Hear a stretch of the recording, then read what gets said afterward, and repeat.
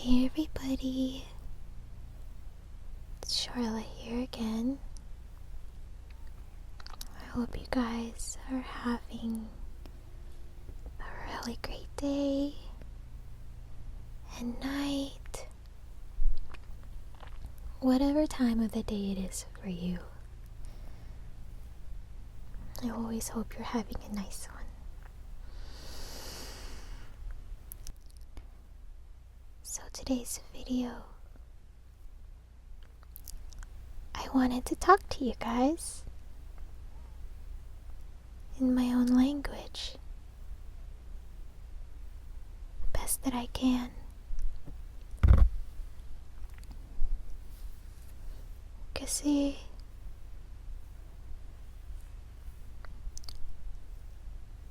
ang daming lumipas ng panahon na hindi ako nakauwi sa bansa ko. At miss ko na talaga ang lahat ng mga pamilya ko dyan.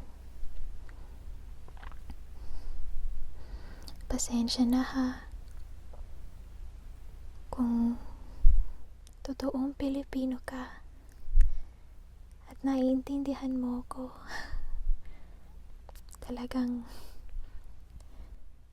halo-halo na ang salita ko.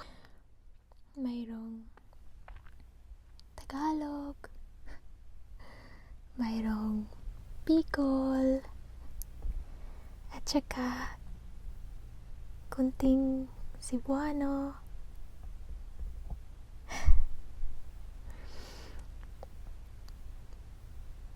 Ilang taon na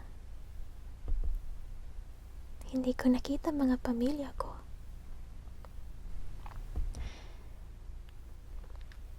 Bata pa kami noon. Wala pa kami mga t-shirt, nagsasayaw-sayawan lang sa kalsada. Sinishake-shake ang bewang. Kumakain ng ice candy, tsokolate, kantahan. Grabing saya doon. Napatay ang ulan. Super saya. Grabe. Magugustuhan mo yata doon. Siguro, magugustuhan mo talaga. Tsaka, nagiging masaya ka. Sobrang kasayahan doon.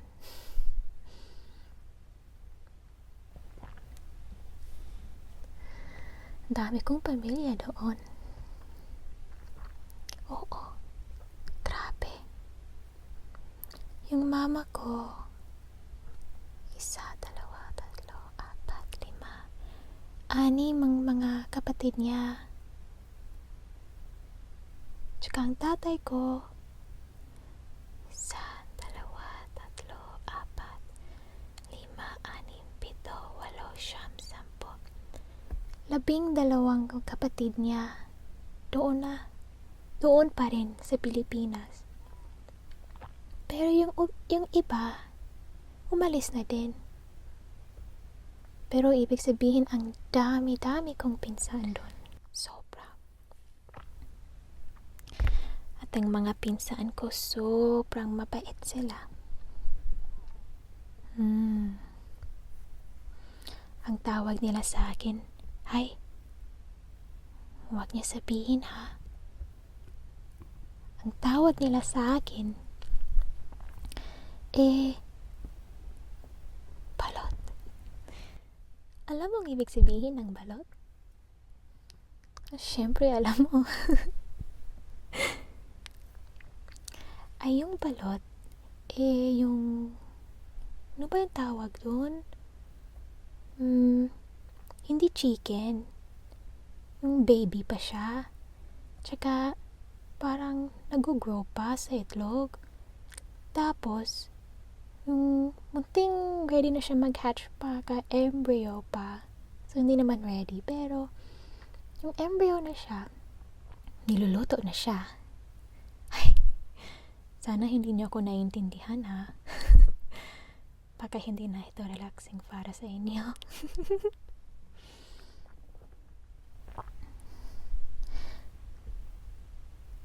Pero alam mo, maganda din dito sa States talaga. Parang yung utak mo talagang nagbo-broaden. Kasi mahirap talaga minsan kung akala na nila na nagiging siro-ulo kami dito. Pero hindi naman talaga. Mahirap lang talaga pag-adapt, syempre. Kasi kung bata ka, ang dami-dami mo natututo na absorb at sana yung lahat okay. Pero syempre, mga Pilipino strict sila. Oo. Pero ako, okay lang ako, diba? Gusto ko lang sana stay na magiging mabait palagi, nagmamahal sa buong kapwa, sa mga pamilya ko, sa sarili ko. Ang dami pang trabaho. hindi pa. Pero sana hindi mo ko naintindihan. Baka mahiya pa ako tuloy.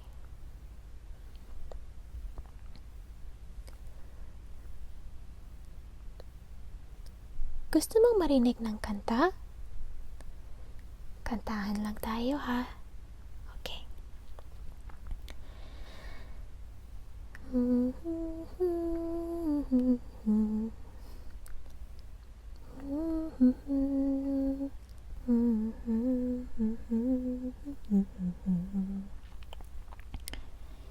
Bakit ba may lungkot sa iyong mga mata?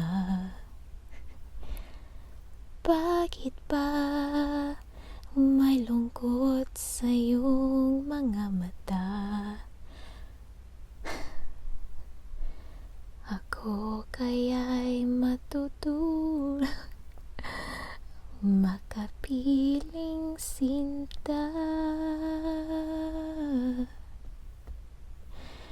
Hindi mo papansin ako sa'yo'y may pagtingin. Sana ang piling ko'y iyong dingding. Ako sa'yo'y hindi magpalagay.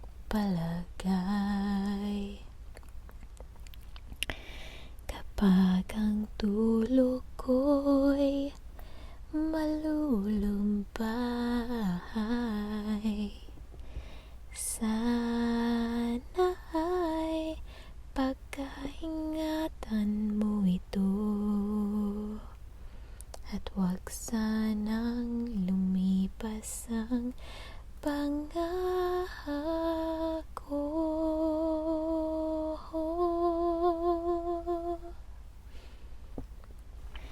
Pangako di ko papabayaan.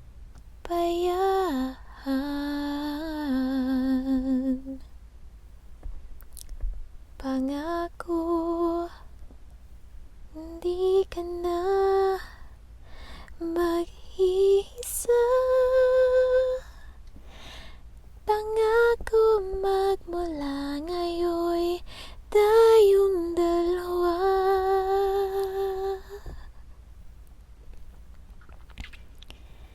Ang magkasama.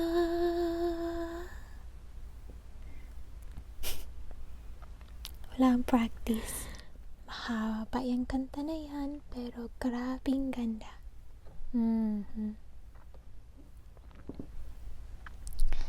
So, teka nga.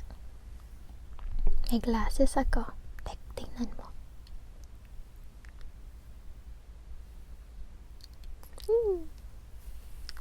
Iba ng tao, no? Matalino na. Sana makauwi ako next year, no? Uuwi ako. Dapat lang. Dapat lang, dapat lang, dapat lang, dapat lang. Hindi ko alam kung anong kinakanta, basta't maganda at hindi mo maintindihan kasi ako ang dito sa kwarto ko. Sana hindi mo malaman ito, pero hindi ko alam ang sinasabi ko kasi nag-i-improvise lang talaga ako para sa'yo. Sana magustuhan mo ito kasi galing ito sa puso ko. Kahit hindi mo ko maiintindihan, sana malaman mo ang piling ko para sa'yo. Kahit hindi mo ako maintindihan.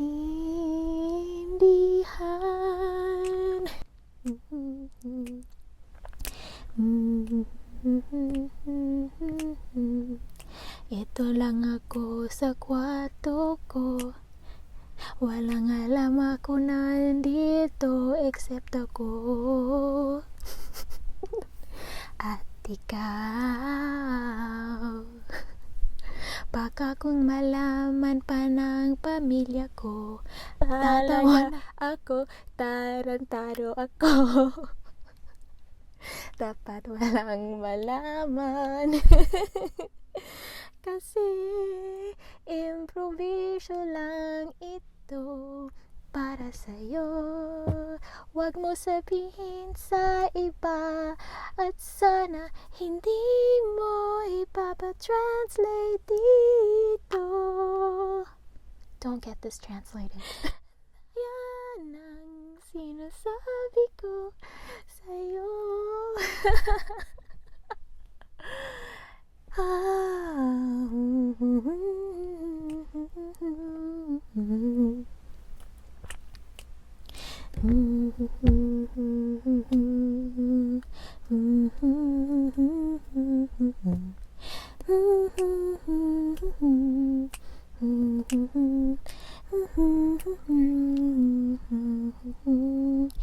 At di namin alam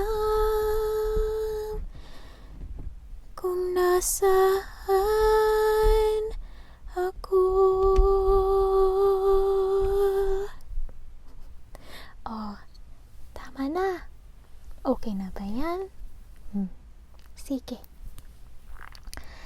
So, may nag-request sa akin na gumawa ng parang survey, parang yung questionnaire, at gusto ko sana gawin, pero baka hindi nyo naman maintindihan. Oh well, try na lang natin, okay? Gusto mo? Okay. Ay, next time na lang ha. Sana ma-relax ka nito.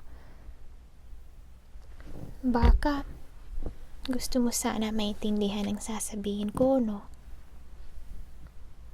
Wag mo na lang sana ipa-discover sa iba kasi mamumukha ako. Basta. Yes. Sige na lang. Magsalita na lang tayo next time, okay? Ingatan mo sarili mo, ha? Kung may mangyayari sa'yo, hindi ko malalaman kung nasaan ka sa mundo na ito. Pero dapat palagi ka iingat ang sarili mo. Okay?